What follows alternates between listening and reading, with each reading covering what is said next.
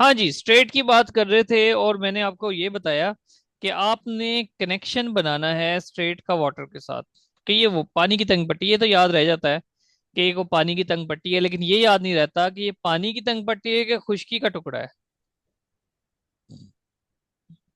आइसमस के कंपैरिजन में। ठीक है, तो वो आपने, और ना डराओ भाई, किसके घर कुत्ते भौंक रहे हैं? सुफियान।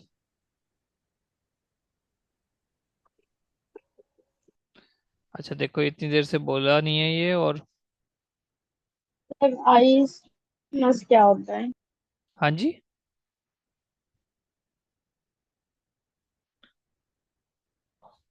सर अभी आप बता रहे थे कि आइस मस के साथ, if I am not wrong, उसके हाँ, साथ रिलेट नहीं करना, तो वो क्या होता है? आगे आता है, आगे आएगा, अभी आएगा। नेक्स्ट स्लाइड उसकी होगी। Longest straight of the world, straight of Malacca. Malacca straight जो है वो दुनिया की सबसे लंबी स्ट्रेट है। 800 किलोमीटर लॉन्ग है, मलाइशिया इंडोनेशिया के दरमियान है।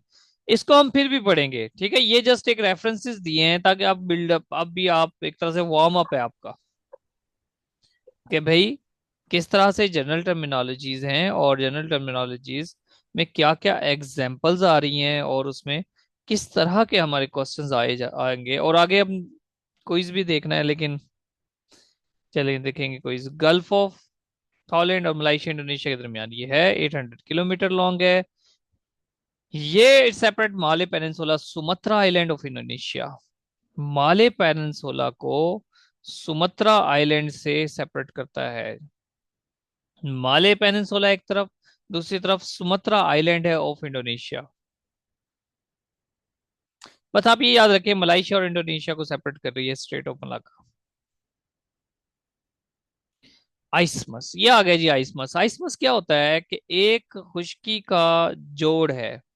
ठीक है, कैसे?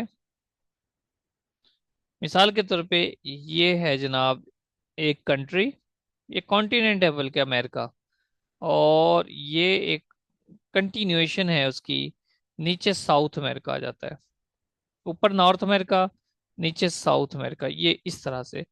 अब इधर देखें तो बहुत बड़ा समंदर है अटलांटिक ओशन, इधर देखें एक बहुत बड़ा समंदर है पैसिफिक ओशन। ये पैसिफिक ओशन अटलांटिक ओशन इस जमीन के पतली से टुकड़े से सेपरेट हुए हुए हैं, लेकिन इस जमीन के पतले से टुकड़े ने दो कॉन्टिनेंट्स को आपस में जोड़ा हुआ है। इस जमीन के इस बारीक टुकड़े को, ये यहाँ पर आपको नजर आ रहा है, इसको हम कहते हैं आइसमस।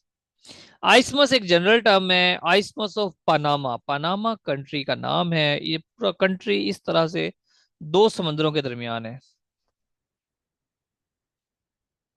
ये उन चंद कंट्रीज में से एक है जिसको दो बड़े बड़े समंदर लगते हैं, पनामा।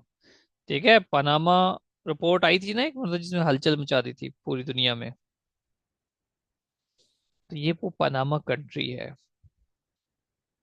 और इसको हम कहते हैं आइसमस। अब देखें, अब ये आइसमस किससे रिलेट कर रही है? जमीन का टुकड़ा है, और स्ट्रेट किससे कर दी थी? पानी से। अब जोड़ें आइसमस को, जमीन से जोड़ें जी, खुश्की से जोड़ें, जमीन के टुकड़े से जोड़ें। कैसे जोड़ोगे?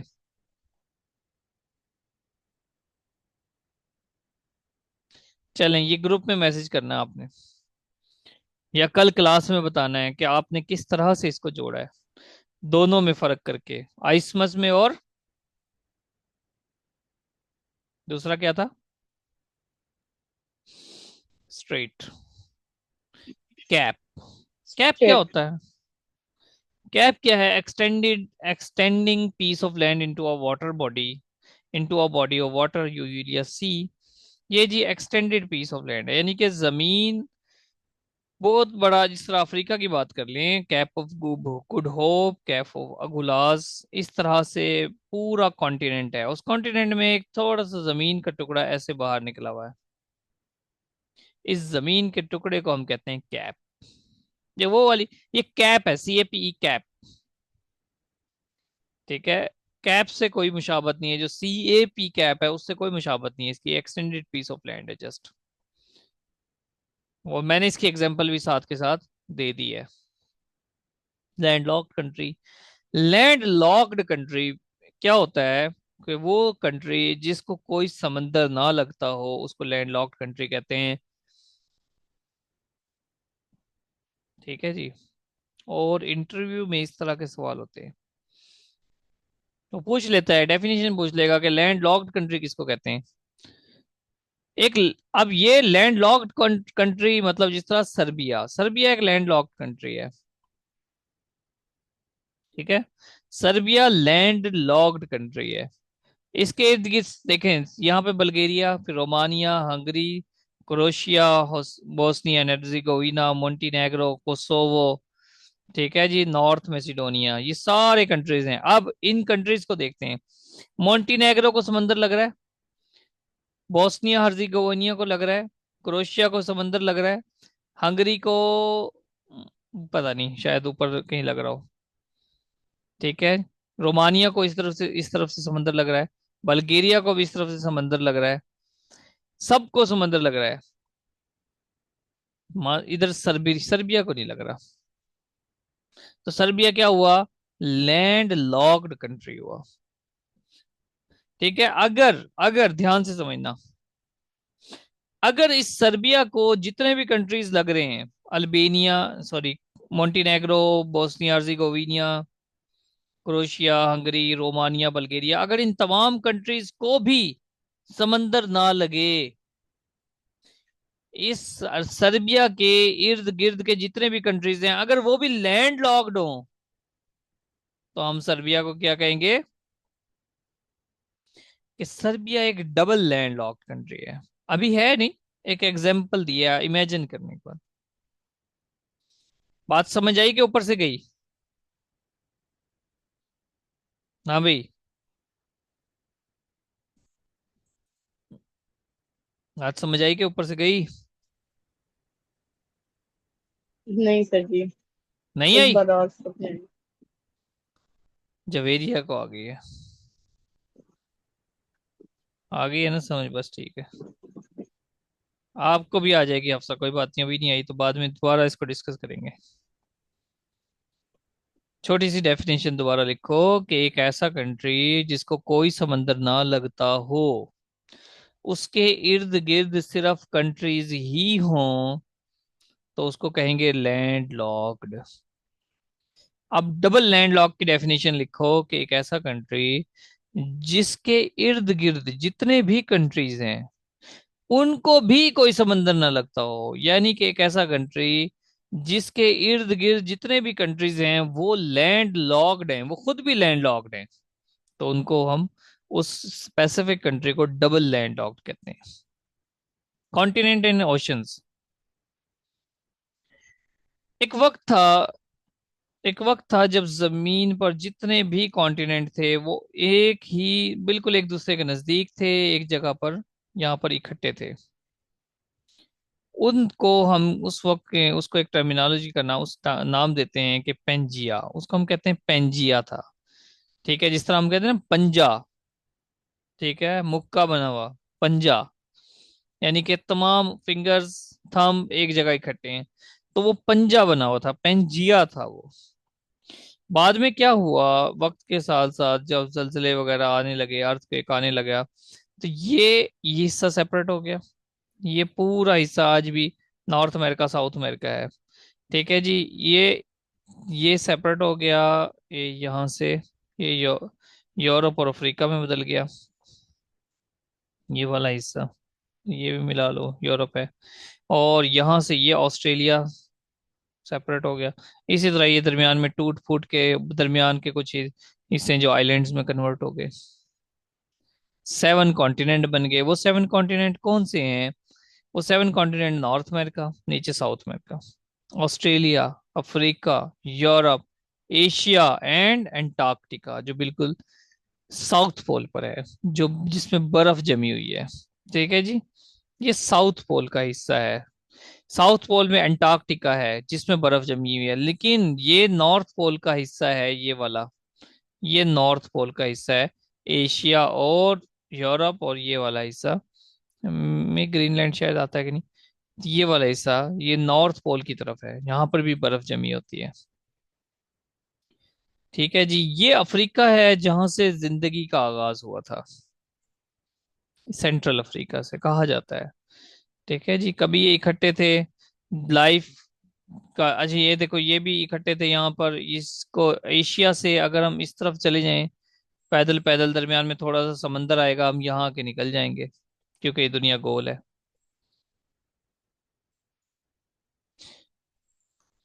टोटल कॉन्टिनेंट कितने हैं जी? 7। टोटल कंट्रीज कितने हैं? 197 अकॉर्डिंग टू यूएन। यूएन कहती है 197 कंट्रीज हैं बाई एरिया। अब बाई देखना है हमने, सबसे बड़ा कॉन्टिनेंट कौन सा है जी? सबसे बड़ा largest continent Asia. Asia continent सबसे बड़ा है बाई एरिया। ठीक है, सेकंड लार्जेस्ट कौन सा है? अफ्रीका। थर्ड लार्जेस्ट कौन सा है? North America. एरिया के लिहाज से north America third largest continent है। ठीक है, और अगर स्मॉलेस्ट देखें तो ऑस्ट्रेलिया सबसे छोटा कंट्री है बाई एरिया। सेकंड स्मॉलेस्ट कौन सा है? यूरोप। इसका मतलब क्या हुआ कि अंटार्कटिका ऑस्ट्रेलिया से बड़ा है। वंस अगेन देखते हैं जी। एशिया एरिया के लिहाज से सबसे बड़ा है, अफ्रीका उससे छोटा है सेकंड नंबर पे, north America third largest continent by area. सबसे छोटा कौन सा है? ऑस्ट्रेलिया, और सेकंड स्मॉलेस्ट यूरोप। याद रहेगा भाई? ठीक है, अब देखते हैं बाई पॉपुलेशन। पॉपुलेशन के हवाले से भी जो सबसे बड़े हैं वो एशिया सबसे बड़ा और अफ्रीका दूसरे नंबर पर है। अफ्रीका दूसरे नंबर पर है, सेम पहले वाला। लेकिन यूरोप जो है ना, आबादी के लिहाज से तीसरे नंबर पर है। एरिया के लिहाज से थर्ड लार्जेस्ट कौन सा था?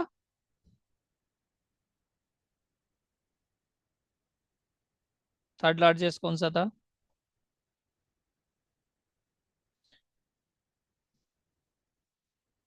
अ, यूरोप। गलत। यूरोप तो अब है ना पॉपुलेशन के हिसाब से। एरिया के लिहाज से जो मैंने से बताया, America. America was the third, is the third largest by area. लेकिन आबादी के लिहाज से देखोगे तो Europe is the largest, third largest.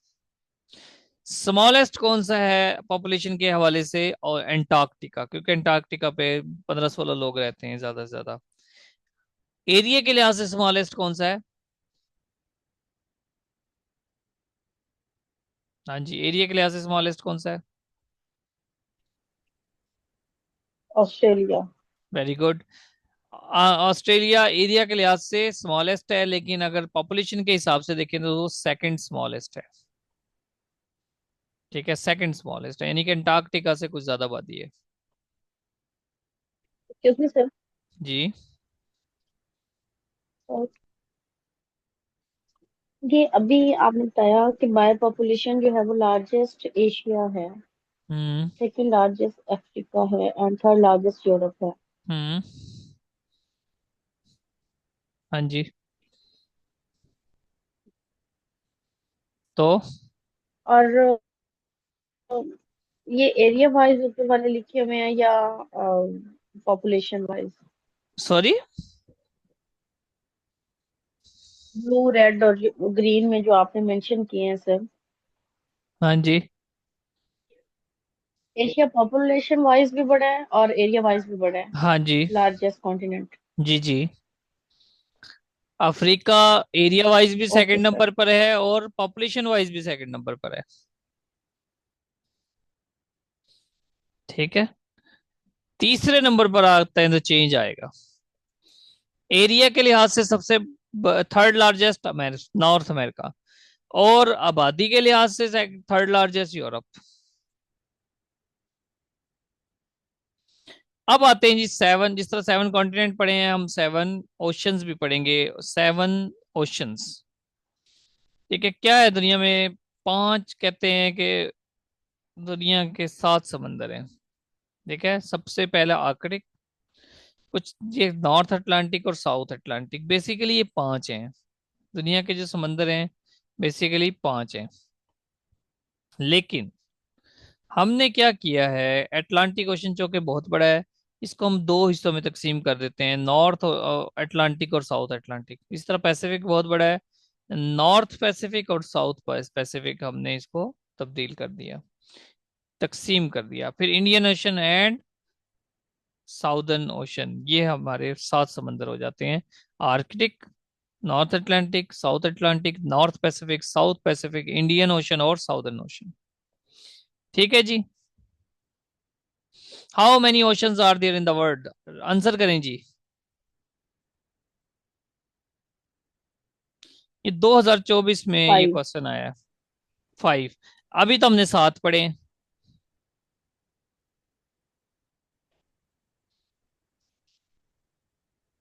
Sir जी वो जब उनकी कैटेगरीज है ना, अटलांटिक और पैसिफिक की, साउथ एंड नॉर्थ की डिवीजन है। देखें उसके, इसका जवाब ये है कि आपके ऑप्शन में सात है ही नहीं, और ना नन ऑफ दीज का ऑप्शन है। जब ना सात का ऑप्शन है और ना नन ऑफ दीज का है, तो आप अकॉर्डिंगली एग्जामिनेशन हॉल में मैनेज करोगे, खुद से सोचोगे। ठीक है, इस तरह से कई मरतबा चीजें आ जाती हैं।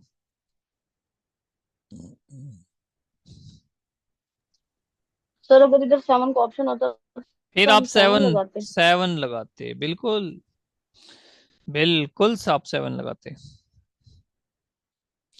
ठीक है जी। ये समंदर हैं जी, आर्कटिक ओशन, पैसिफिक ओशन। जो मैप आपने शुरू में बनाया होगा ना, उसी पे ये सारे लिखने हैं। मैप बनाते जाएं, नॉर्थ अमेरिका का, southern America, Africa, Europe, Asia, Indian ocean, southern ocean, Atlantic ocean, Pacific ocean और आर्कटिक ओशन, यहीं पर साथ साथ सब चीजें यहीं पर ऐड करें। ठीक है, जहां जहां आपने देखा है, मिसाल के तौर पे यहाँ पर ऑस्ट्रेलिया मिस है ना, चलें ठीक है।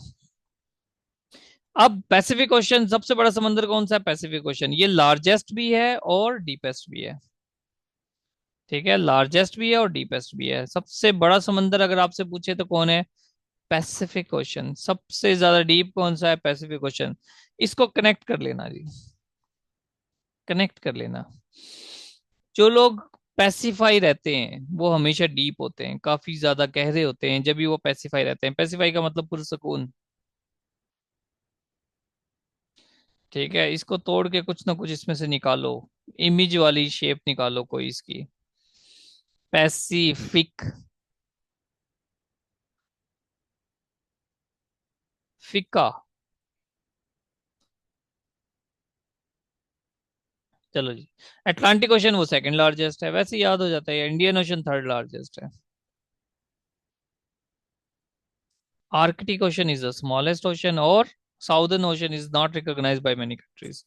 सबसे छोटा समंदर आर्कटिक ओशन, याद रखना। सबसे बड़ा पैसिफिक, सेकंड पे अटलांटिक, थर्ड पे इंडियन ओशन।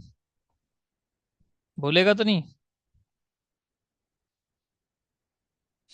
ओशन में और सी में क्या डिफरेंस है जी? ओशन और सी बिल्कुल इसी तरह हैं जिस तरह से एक कॉन्टिनेंट में कंट्रीज होते हैं, एक ओशन में डिफरेंट सी होते हैं। उर्दू में हम दोनों को समंदर कह देते हैं, ठीक है, लेकिन अरबी में आई थिंक बहर और बहीरा।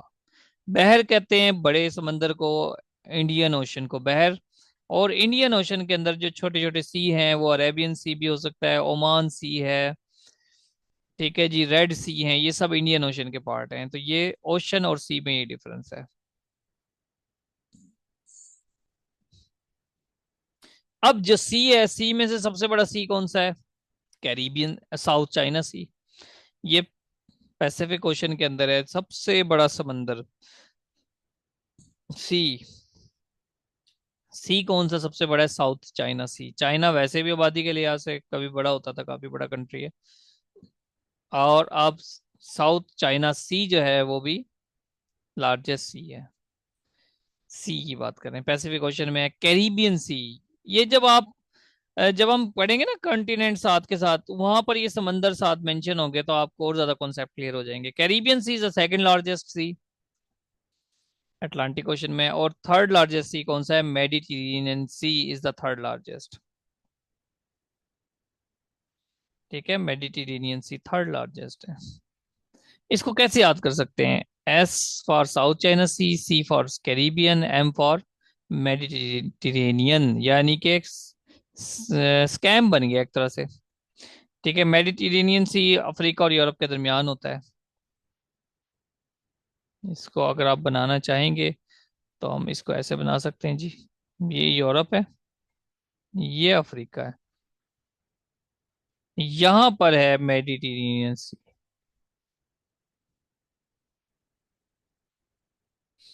एस सी एम, स्कैम हो रहा है जी, ये scam, S C M. Marmara sea is the smallest sea in the world, तुर्की में है मारमरा सी। मारमरा सी मर मर के जी रहा है जी, बिल्कुल छोटा सा समंदर है, मर मर के जीता है। हाँ भाई, हो जाए क्विज, क्विज हो जाए, लेकिन दोनों अनम्यूट होंगे तो क्यूज क्विज होगा, या ना लूं फिर। यस दोनों सर। अनम्यूट हो जाओ, फिर मजा आएगा, ऐसे नहीं। ठीक है जवेदिया, ठीक है सर। चलें देखते हैं कौन जल्दी जल्दी बताएगा, और उम्मीद है आप बता दोगे सारे सवालों के जवाब। Largest peninsula in the world.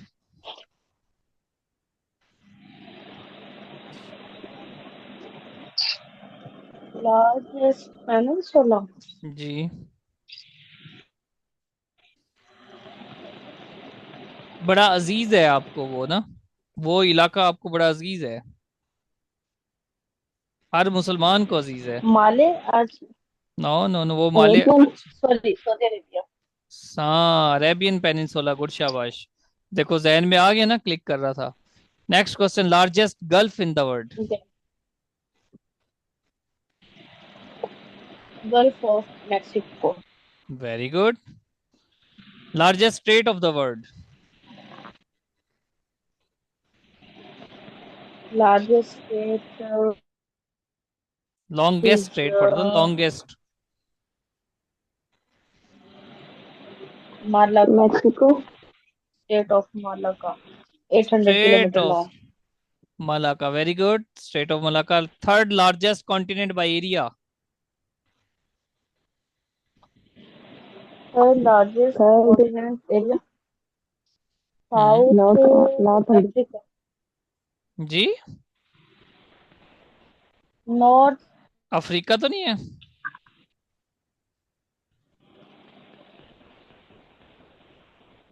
बोलें बोलें, ठीक नॉर्थ बोल रही थी। अमेरिका नहीं है sir. North America, very good.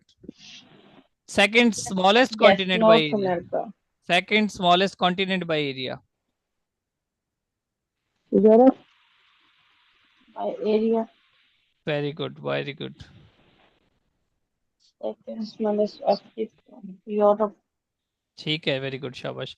Second largest continent by second population, ये कंट्री है, मेरे ख्याल से कंट्री पूछा होगा मैंने। Second largest country by population कौन सा है, नहीं कंट्री बताया, कॉन्टिनेंट बताएं पॉपुलेशन के वाइज कौन सा है। नहीं सर, कौन?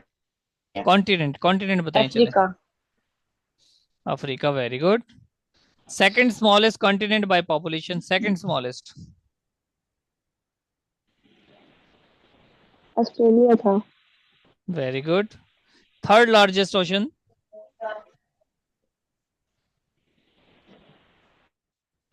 Third largest ocean, hmm. India.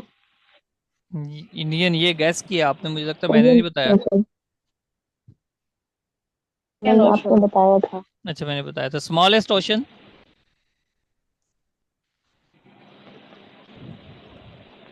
अरे नो, हम्म। Pacific Atlantic.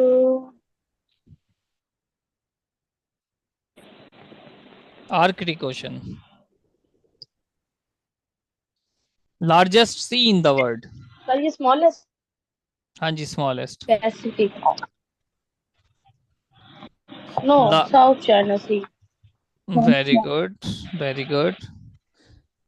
चलें, शाबाश। नेक्स्ट, अंटार्कटिका हम थोड़ा सा पढ़ेंगे नहीं, बल्कि क्यूरियोसिटी क्रिएट करेंगे, पढ़ेंगे नहीं, क्यूरियोसिटी क्रिएट करेंगे कि ये एक कॉन्टिनेंट है जो बिल्कुल दुनिया से सेपरेट है, और बहुत अरसे के बाद दरियाफ्त हुआ, इवन अमेरिका के भी बाद ये दरियाफ्त हुआ, ये कॉन्टिनेंट। ठीक है। और ये देखें, यहाँ पर ये ये एग्जिस्ट करते हैं, एंटार्क्टिका बिल्कुल सेपरेट है, बर्फ से ढका हुआ है, ना पर यहाँ पर लोग जा सकते हैं ना आ सकते हैं, ना रह सकता है कोई। डिफरेंट, अब सियाह जाने लगे हैं कुछ घूमने फिरने, जिनके पास फालतू पैसा होता है। ठीक है। तो कुछ रिसर्चर्स शायद बैठे जो हुए हैं। साउथ पोल पे है ना, नीचे जहाँ पे कसर खड़ा है। हाँ जी, बिल्कुल साउथ पोल पे है, बिल्कुल साउथ पोल पे है। ठीक है। ठंडी यख हवाएं जहाँ पर चलती रहती हैं, कुछ खास किस्म के जानवर यहाँ पे रहते हैं, जिस तरह से कौन सा जानवर, वो जो खूबसूरत सा जानवर है, दो टांगों पे परिंदा नहीं चलता जो। Polar bear. जी। Sir polar bear. नहीं नहीं नहीं नहीं, दो टांगों पे जो परिंदा चलता है उसको क्या कहते हैं?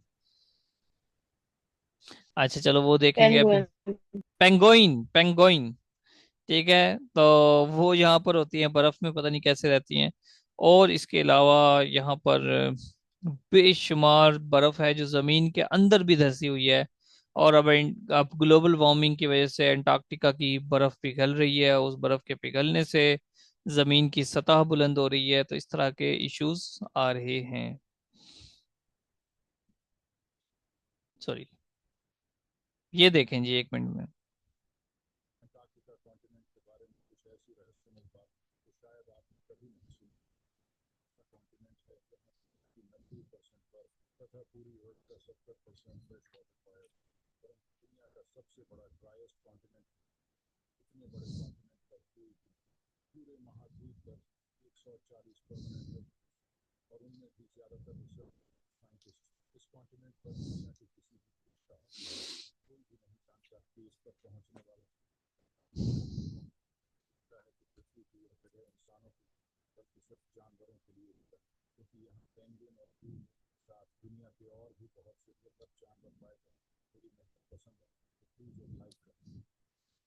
हाँ जी, दोबारा देखना है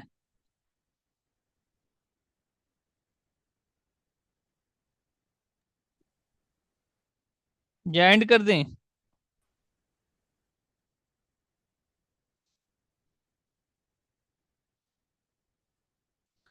चलें जी।